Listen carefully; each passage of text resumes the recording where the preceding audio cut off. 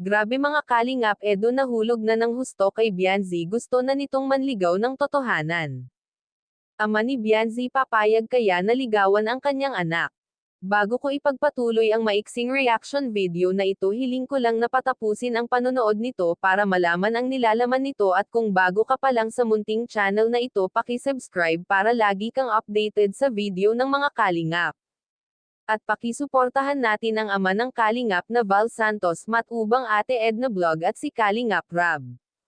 Isang mapagpalang araw sa inyong lahat mga kalingap, at shoutout nga pala sa patuloy na sumusuporta sa aking YouTube channel, lalong-lalo na sa mga viewers natin na walang sawang nanonood at sumusuporta. Maraming salamat.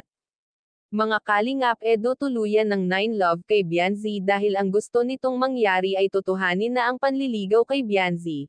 Ayon nga sa live ni Kalingap Rab, kung sakaling nagka-gustohan ang kanyang binuong love team, wala na siyang magagawa. Basta ang importante ay ituloy ang pag-aaral at mag-aral ng mabuti. Katulad ng beneficiary niya noon na si Rachel na 9Love ng tuluyan kay Roel, wala nang nagawa si Kalingap Rab noon kasi nagka-gustohan talaga sila, at alam yon ng magulang ni Rachel. Ang mainam nga lang ay talagang nag-aaral si Rachel ng mabuti. Kung sakaling mangyari din ito kay Edo at Bianzi, hindi naman porket niligawan masisira na ang pag-aaral or mag-aasawa na, kumbaga inspiration lang.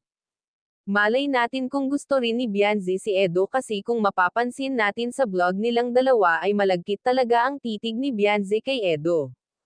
Kaya nga dito kinikilig ang mga viewers dahil sa titig na iyon. Kaya nga minsan pag tumititig si Bianzi ay sinasabi ni Edo na huwag siyang masyado titigan dahil hindi niya kaya. Dito mapapansin natin na nai-inlove na si Edo kay Bianzi, dagdagan pa na ito na pala ang naghahatid sundo sa dalaga, lalo na pag may okasyon si Edo rin pala ang nagsusando kay Bianzi. Hanggang dito na lang ang update ko mga kalingap, maraming salamat at God bless sa inyong lahat.